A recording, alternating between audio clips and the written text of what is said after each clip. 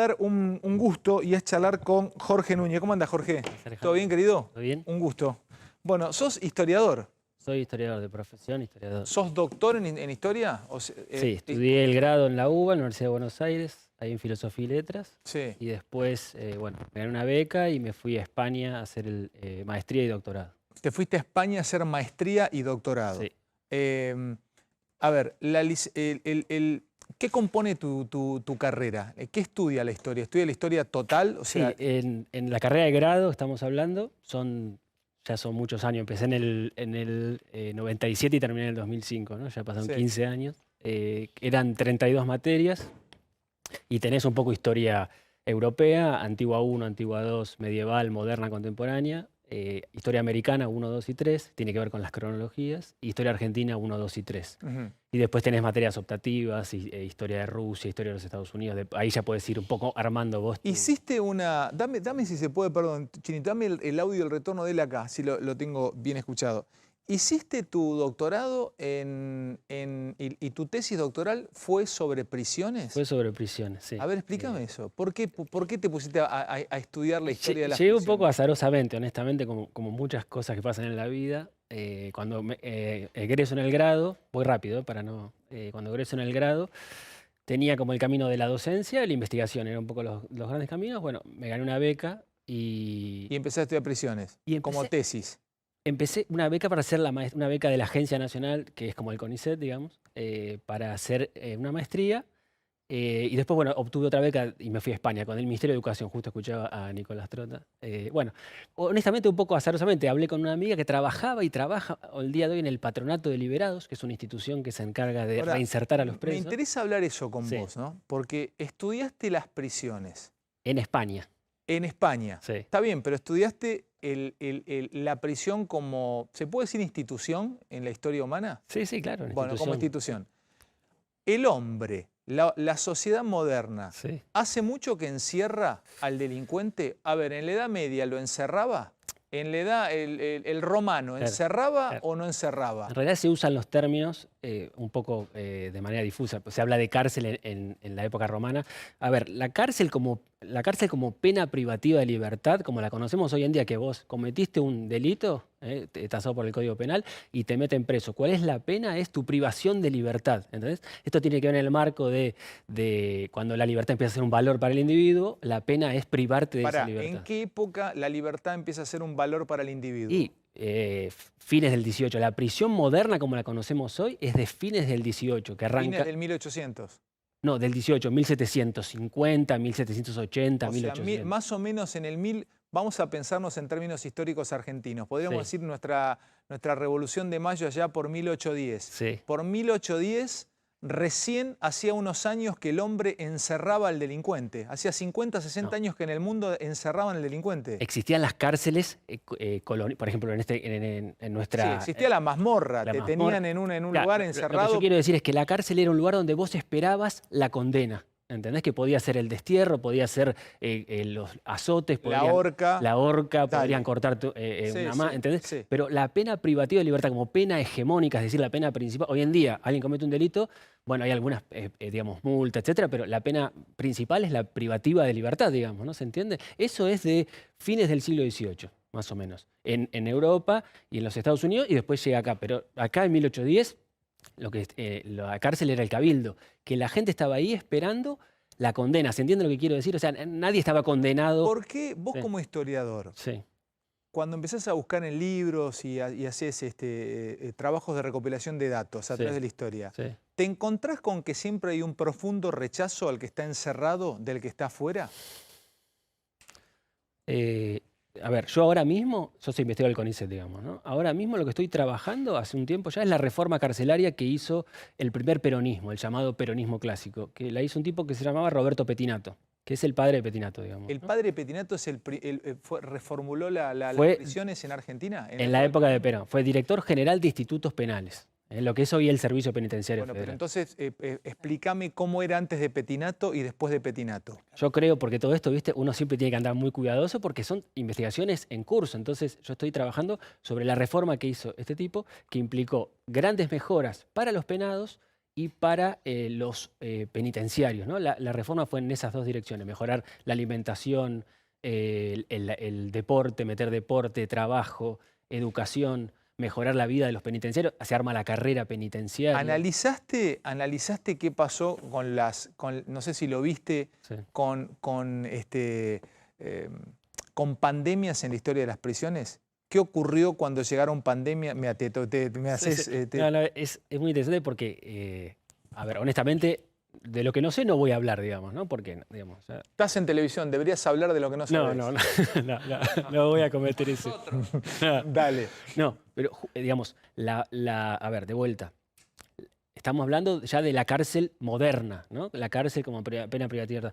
Y el único hecho que yo conozco es la famosa o mal llamada gripe española del 1918, y ahora justo con dos colegas, uno que se dedicaba a la construcción de cárceles, de la arquitectura penitenciaria, y otro que se dedica a la estadística penitenciaria, estamos empezando a ojear, porque muchas de estas cosas no hay nada escrito, entonces tenés que meterte en un universo. ¿Y lo que empezaron a ojear, qué les dice? Estamos viendo hasta, pareciera ser, son memorias de la penitenciaria. Viste, la penitenciaria era la cárcel que estaba en Las Heras y Coronel Díaz. Es muy interesante, porque él es doctor en historia, investiga en el CONICET y empezó en una línea de investigación a ver qué hicieron las cárceles en Argentina o en el mundo en momentos de pandemia. Sí, las primeras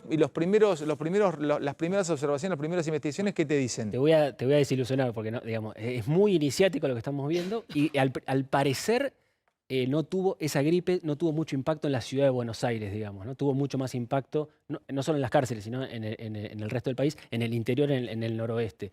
Pero por ahora no puedo adelantar más, que estamos empezando a ver qué pasó con eso. Y al parecer en la penitenciaria, que era la cárcel modelo de la Argentina en esa época, no tuvo mucho, digamos, si uno ve las estadísticas de los fallecidos, etcétera, no tuvo un gran impacto esa pandemia de la mal llamada gripe española. Me decías que el padre de Pettinato fue el que genera una transformación del modelo carcelario en Argentina. Sí, sí. O sea, lo hizo el primer peronismo clásico. El primer peronismo clásico. ¿Y después cuál fue la otra gran reforma que se hizo? Se queda ahí, digamos. Se queda ahí. Y cuando lo derrocan a Perón en el 55, la autodenominada Revolución Libertadora, Pettinato estaba en un congreso en Ginebra. Ahora, ¿vos entendés el enojo de la gente desde tu estudio? Sos doctor en historia, tu tesis doctoral es justamente sobre prisiones. En el pasado, por eso remarco. Está bien, bueno, en el pasado. Es que son temas tan complicados. Sos un científico, sos un cientista social, entonces tenés un especial cuidado. Cuidado cada vez que vas a... Son temas muy dolorosos también, digamos, ¿no? Por eso digo que tampoco... ¿Pero viste la reacción de la sociedad? Sí, claro. ¿Qué análisis haces de eso? ¿Viste el cacerolazo de ayer? ¿El enojo social que hay al respecto de esto? Debe haber algo, o sea, debe anclar, por supuesto, en el miedo. Yo creo que principalmente, no sé, es una mirada mía, ¿no? Es pura doxa, no es conocimiento, pero debe anclar en algún lugar por qué tanto enojo. Para mí es miedo, es terror, que venga un tipo, un violador, un asesino, que salga y me mate a algún ser querido, me mate a mí. Yo lo primero que diría, y de vuelta, no es para atajarme, pero digo, prefiero hablar de las cosas que sé, digamos, ¿viste? Y yo no me especializo en la política penitenciaria actual. Leo, escucho, trato de informarme lo más que puedo. El problema carcelario, por supuesto que no es actual, no es que empezó con el coronavirus, los grandes problemas carcelarios, vienen de fin del siglo XIX. O sea, el primer censo carcelario que se hace en la Argentina es 1906. 1906. ¿Cuántos presos había? Había 8.000 y pico de presos. ¿En toda Argentina? En toda Argentina. En el 1906 ni 10.000 presos en toda Argentina. De los cuales el 40-50% eran procesados. O sea, como al día, viste que hoy en día hay un gran porcentaje de la población carcelaria que no tiene condena. Vos tenés procesados y condenados. ¿Está bien? En 1906, primer censo carcelario, había 65 cárceles en todo el país. La más importante era la penitenciaría.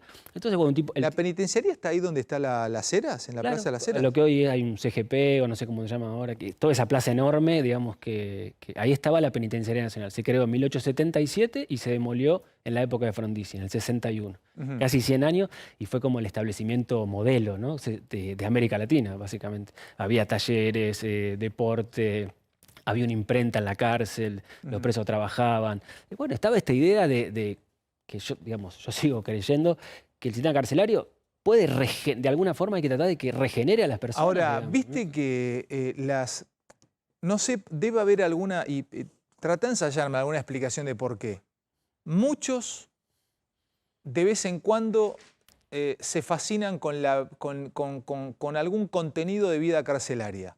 El Marginal tuvo altos niveles de audiencia, decís, no era la vida de un filósofo, era la vida de tipos marginales, Borges. Por eso, pero te entendí, Borders. Todas las películas sobre Alcatraz, todas las películas que vimos, La cárcel del fin del mundo, etcétera, etcétera. O sea, hay como una fascinación de la gente de ver qué pasa en las cárceles. Las cárceles, hay incluso ahora en Netflix un documental sobre un tipo que estuvo 12 años preso en Inglaterra, según él, por un crimen que no cometió. Evidentemente no lo cometió porque lo soltaron en Inglaterra. Y el tipo se dedica a recorrer cárceles. Recorre desde cárceles filipinas hasta cárceles danesas. La cárcel danesa están en un departamento. Pero, Jorge, un departamento de Recoleta, los presos tirados, tomando gaseosa, viendo televisión, cambiando el control remoto. Pero él recorre las cárceles para ver la situación. Para ver las situaciones, y cada país tiene un sistema carcelario muy diferente, y los de los Países Bajos realmente decían, no, pará, esto no es un castigo. Entonces está bueno lo que me decís vos, que en realidad el castigo es la privación de la libertad. Claro, sí, no lo digo yo, lo dice la Constitución, lo dice... Y acaba el punto. Realmente, el estudio que te ha dado es que se regeneran en gran parte o no terminan regenerándose los que pasan por una cárcel.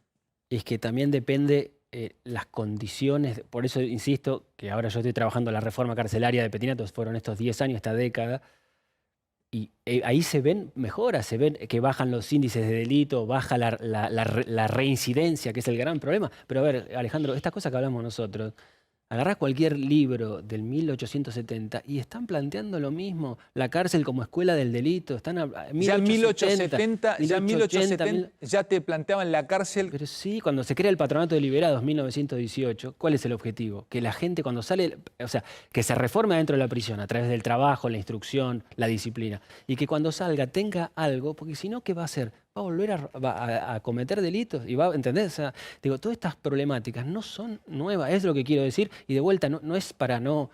Yo tengo mis ideas, etcétera, pero, digamos, soy historiador, entonces prefiero hablar del pasado, digamos. Digo, el problema carcelario viene en la Argentina viene de fines del siglo XIX, digamos, ¿no? O sea, en los años 30 hubo algunas mejoras, se creó lo que hoy es el Servicio Penitenciario Federal, y me parece que con Petinato ahí hay una mejora de oficiales penitenciarios y de los presos, digamos, ¿no? Escúchame, sos hermano de José, ¿no? Sí, y venía a hablar del Día del Trabajo, pero yo hablo de la... No, pero me vuelve loco, porque José, nuestro productor, José Núñez y Jorge, bueno, son todos ustedes una familia de intelectuales. José también, ¿eh? Sí. José también es un crack, pero no digas así, es un crack, José. Es un crack. Mirá que va de tema a tema. ¿Qué tenías preparado el Día del Trabajo? Yo me había armado una clase, digamos. Con notas a la bolilla. ¿Por qué se conmemora el Día del Trabajo? Y el Día del Trabajo yo había armado, brevísimo, ¿no? Vos cortame hasta donde se pueda. ¿Por qué surge, digamos? ¿Por qué se conmemora el Día del Trabajo? En realidad hay primera palabra. ¿Celebración o conmemoración? Históricamente el Día del Trabajo fue una jornada de lucha, digamos. O sea, ¿por qué surge? Viajemos un segundo al pasado. Estados Unidos, fines del siglo XIX, 1886, Chicago, ciudad industrializada. Estados Unidos es la segunda potencia más importante del mundo en ese momento. Agitación obrera, reclamos obreros. ¿Qué se pide? La jornada de trabajo de 8 horas. ¿Entendés? El eslogan era 8 horas de trabajo, 8 horas de sueño, 8 horas de ocio, de esparcimiento, digamos, ¿no? Pensá que la jornada de laburo eran 12, 16 horas por día. Trabajaban hombres, mujeres, niños, todos juntos. La esperanza de vida de los obreros era 30 años, digamos, ¿no? O sea, ese es el contexto, digamos, ¿no? Un capitalismo pujante, pero que no ha llegado esa pujantez, si existe esa palabra, hacia los trabajadores. Bueno, 1 de mayo del 86 se hace una gran manifestación, los agentes del orden, la policía reprime, mueren algunos obreros. 3 días después, el 4 de mayo, se produce la masacre de Hyde Market. Es la famosa masacre donde de vuelta la policía carga sobre los manifestantes, tiran una bomba a algún sector de los manifestantes, mueren varios policías, 7, 8 policías, algunos obreros. Bueno, capturan a varios obreros, todos anarquistas y extranjeros, digamos, ¿no? Le hacen un juicio así medio rápido y plagado de irregularidades. Chau, a esos de los 8 que condenan, a 5 los cuelgan en la horca. Digamos. Eran 4 alemanes y un inglés. Y bueno, a partir de ahí se llaman los Mártires de Chicago. 3 años después, la Segunda Internacional. ¿Eso fue el 1 de mayo? Eso fue, esta masacre de Hyde Market fue el 4 de mayo de 1886. Después, 3 años después, lo que llamaban la Segunda Internacional, que eran todos los obreros del mundo que se juntaban, establecen que el 1 de mayo, a partir de ese momento, el 1 de mayo era el Día Internacional del Trabajador, en honor a los Mártires de Chicago. Yo te voy a aprovechar con otra cosa, porque es muy interesante. ¿Tenés cuántos? Me dijiste 40, no. 44. 44 años. Sos doctor en la cárcel. 44 años, la cárcel. Doctor en historia. Estudiaste en España. Aparte la misma edad del ministro. Yo necesito saber todas estas cosas, robarte un par de formas que tenés de estudiar. Dale. ¿Cómo estudias? Cuando yo te doy porque hay muchos chicos y muchos padres con hijos estudiando. Y Ana, por ejemplo, tiene que repasar un fallo. A ver, ¿vos qué haces? ¿Subrayás palabras? Explícame cómo, porque lo que debes haber leído, hermano, usás anteojos con aumento porque te quemaron las pupilas las horas de lectura. Bueno, yo voy mucho, ahora no por la pandemia, pero en general mis lugares de trabajo son la Biblioteca Nacional y los archivos. Depende cada archivo. ¿Cuánto pasás leyendo una biblioteca? No, todo el día me paso, digamos. O sea, ¿Pero puedes llegar a pasar 6 horas leyendo, 7 horas? Sí, o sea, me voy a la mañana y vuelvo a la noche, digamos. ¿A la biblioteca? No, me voy a la mañana de mi casa a la biblioteca y vuelvo a las 9, 10 de la noche. O sea, puedes estar leyendo 6, 7, 8 horas en el día tranquilamente. Sí, parás para tomar un café, por ahí para ¿Disfrutás leer? Sí, claro. ¿Es laburo o disfrute?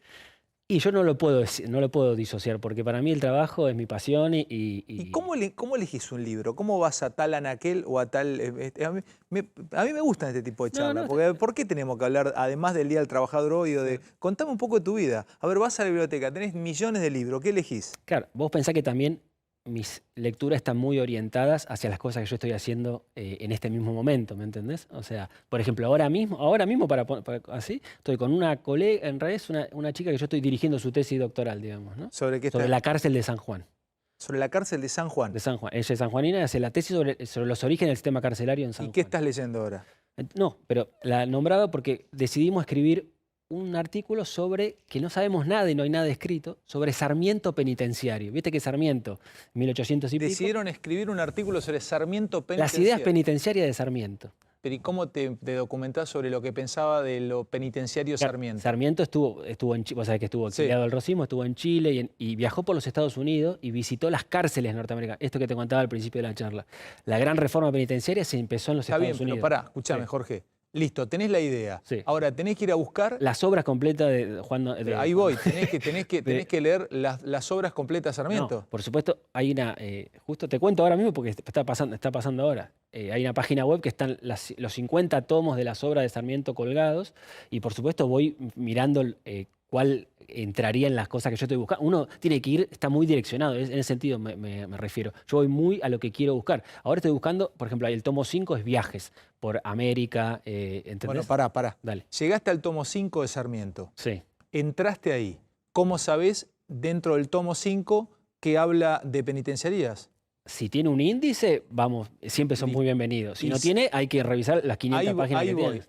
Revisar 500 páginas. Una persona normal revisaría 500 páginas en 20 días, un mes. No, un poquito menos, 10 días. Que uno ya ¿Vos lees en Z?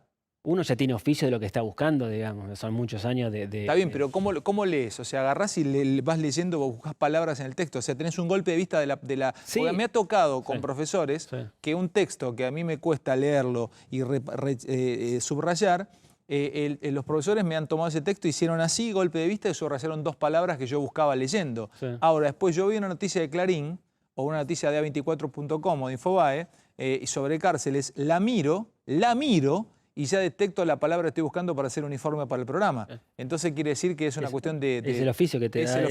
Es el oficio. Sí, o sea, si tiene índice, pensá que este es un libro de 1850 y pico, depende, a veces tiene índice, a veces Pero para no el estudiante, para el padre que tiene un hijo que está estudiando, la memoria no existe, ¿no? No se estudia más de memoria. No. ¿Te acordás cuando te decían te tiene que entrar con tinta o con sangre? Y es que eso por ahí depende de cada profesor o profesora. Yo como profesor de historia ¿Qué quiero? ¿Das historia además? Doy historia en la UBA, sí. ¿Qué das? ¿Qué materia? Historia Social Argentina se llama la materia. Historia Social Argentina. Sí. Bien. Y voy de la formación del Estado hasta donde lleguemos, hasta el Alfonsín, Carlos Saúl, el kirchnerismo, digamos, ¿no? O sea, digo Carlos Saúl para no tener que ya sabes qué es.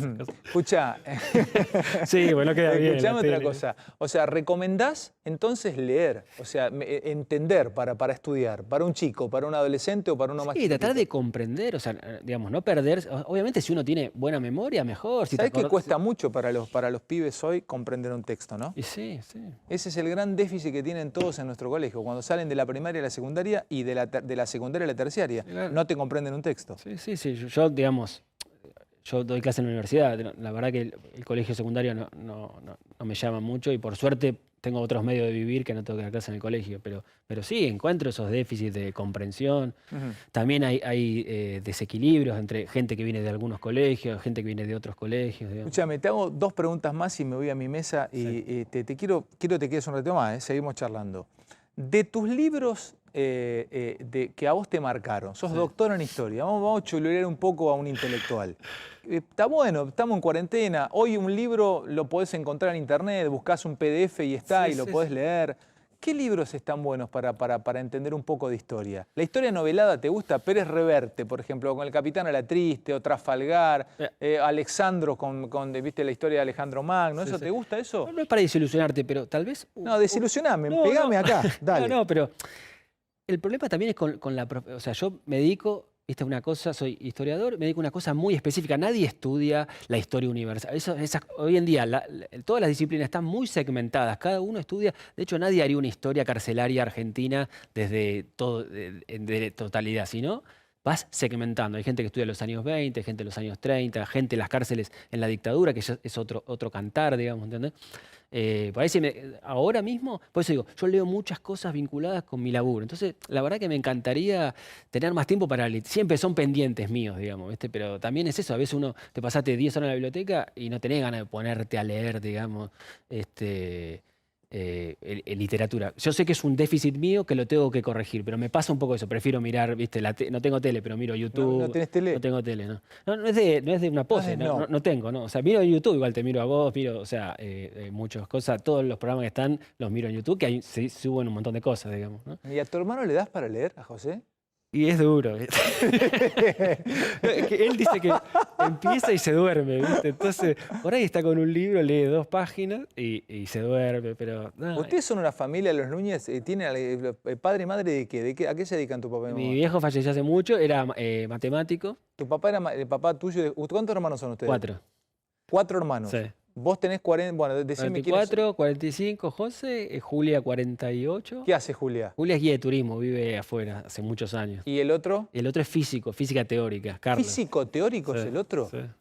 ¿Y José Núñez de Intratables en fama acá? No, pero... ¿Estás cargando? No, pero José ¿En serio me decís? Es un crack. No, pará, yo entre todo usted lo elijo a José, ida y vuelta.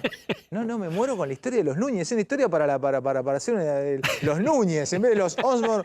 Pará, tu hermana, bueno, tu papá matemático, ¿me dijiste? Sí. Tu papá matemático. Mi viejo fue uno de los fundadores del ITBA, no sé si el Instituto Tecnológico de Buenos Aires. Sí. Ah, ¿tu papá fundó el ITBA? En los 60. Digamos. Bien, José, productor de televisión. Sí. Vos, doctor en historia, tu hermano... Mi hermano Carlos es físico teórico. ¿Y dónde trabaja tu hermano Carlos? Y vive en Inglaterra hace mil años. ¿Y a qué se dedicó? A la investigación, a teoría de cuerdas. Una cosa la teoría de cuerdas. Sí, que a mí me la ha explicado y yo no. No la entendés. No. Pero hay mucha historia ahí también. ¿Y tu hermana guía de turismo? Guía de turismo. ¿Y tu mamá? Y mi vieja es profesora de italiano. Profesora de italiano. Sí. ¡Qué bárbaro! ¡Qué bárbaro! ¿Y Josecito cuando entró a la tele, qué decían ustedes? Sí, ya hace mucho. Entendió todo, José.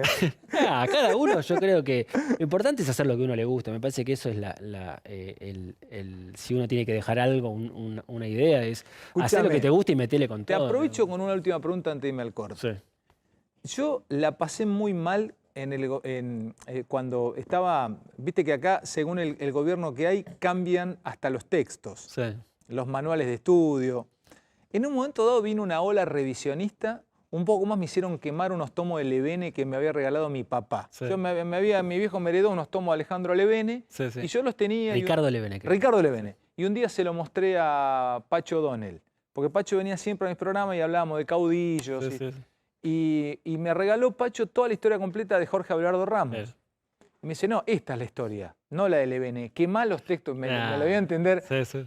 ¿Qué onda con el revisionismo? ¿Estás a favor de revisar justamente porque para una mirada Rosas era una cosa y para otro Rosas era otra? Como todo tenés que contextualizar. O sea, está una materia que se llama historiografía, que es el estudio de la historia. O sea, el estudio de la historia fue cambiando también a lo largo del tiempo. Los revisionistas, por ejemplo, no son de ahora, vienen de los años 30. No sé si alguna vez oíste hablar, los hermanos Irasusta, Rosas contra el imperialismo Me enamoré de la historia contada por Milcíades Peña. Bueno, Milcíades Peña viene del trotskismo, es una historia muy... Sí, bueno, me gustó la forma los tomos esos que tiene son buenísimos. Sí. Pero digo, cada corriente historiográfica tiene que situar en su contexto. El revisionismo viene de los años 30, que era un revisionismo más oligarca, más conservador, y después... Más mitrista, ¿no? No. El revisionismo se opone a la historia oficial, a la historia mitrista. Estoy hablando, claro, se opone al mitrismo. Vos tenés lo que llaman la historiografía oficial, que era Mitre. Belgrano escribió sobre Belgrano, Moreno, San Martín. Eso fue cuando Mitre, presidente, construye la historia nacional mientras está haciendo la misma historia, digamos. La visión que a mí me enseñaron en el colegio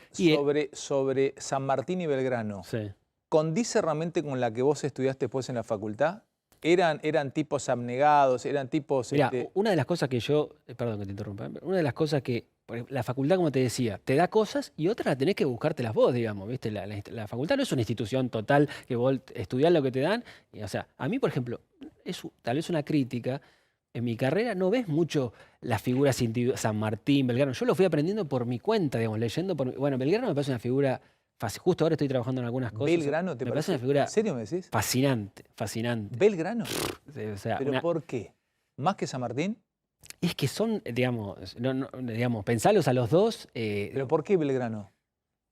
Por las ideas, por su accionar, porque el tipo va en lo que cree, va para adelante. El gobierno de Buenos Aires lo quieren matar, lo denigran. Y el tipo camina, va. Igual, bueno, San Martín me parece, son los dos contemporáneos, digamos, ¿no? O sea, para mí es Moreno la figura. Bueno, Moreno es un crack también, digamos, ¿no? O sea, el jacobino criollo, digamos. Para mí Moreno es un crack.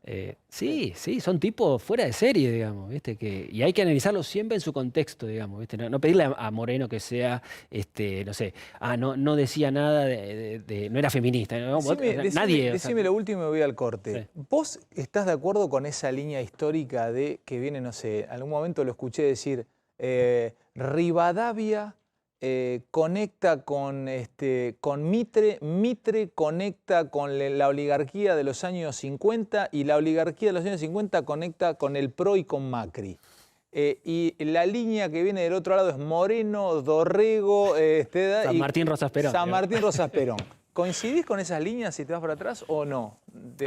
O sea, yo no sé cuál es, digamos, la línea histórica que tenía Cambiemos. Me parece que, bueno, Macri no es una persona que le interese mucho la historia, me parece, digamos, ¿no? Por ahí, a diferencia de Cristina, que siempre ha leído bastante más de historia. Pero me parece que es esta idea de una historia unitaria, digamos. O sea, Buenos Aires es el centro y todo lo demás son meras... ¿Macri, ¿sabés qué leía Macri? ¿Qué leía? Macri, yo me acuerdo de la época de Boca. Claro, no hay ninguna bajada política en lo que acabas de decir, porque alguno por allá, cero. No, me acuerdo cuando dijo sentían angustia a los próceres, como que no tiene una formación histórica, y está bien, hay mucha gente que no le interesa la historia y hay otra gente que sí, digamos. Yo me encuentro lo que sí me interesa, digamos, ¿no? O sea, pero perdón que te interrumpa. No, te decía que estudiaba a Alejandro Magno. Pero bueno, lo estudiaba desde un escritor que se llamaba Valerio Máximo Manfredi, que tenía una trilogía de libros escritos desde la salida de Alejandro Magno hasta la muerte de Alejandro Magno. Pero bueno, tenés razón, a nivel histórico nunca hemos tenido tampoco presidentes intelectuales, ¿viste? Que se preocupen. Fíjate, Fernando Henrique Cardoso fue un presidente intelectual en Brasil. No hemos tenido ahora, en el último tiempo. Bueno, ¿no? Cardoso fue un intelectual en los 60, el famoso clásico libro ese, Cardoso y Faleto, Dependencia y Desarrollo de América Latina, que viene del marxismo, después vira hacia posiciones más, si querés, liberales, digamos, ¿no? Pero por ahí sí habría que definir qué es intelectual y, qué sé yo, o sea, muchos fueron abogados, también tiene que ver con las preferencias. A mí Alberto es un tipo pensante, que ha leído, creo que tiene... bueno, Cristina, te puede gustar, no te puede gustar, pero ha leído mucho, digamos. Eso, digo, no sé, habría que definir qué es intelectual y a partir de ahí... intelectual es tu hermano, José. Escúchame, me bancaba un corte y me voy a charlar con los chicos, después te despido. Qué placer tenerte, Jorge. Muchas gracias por Mira cómo terminamos hablando de historiografía, increíble. Cortecito, me voy a la mesa y sigo con mis compañeros. Espero que hayan disfrutado de esta charla con este doctor en historia, con Jorge Núñez. Dale, ya venimos.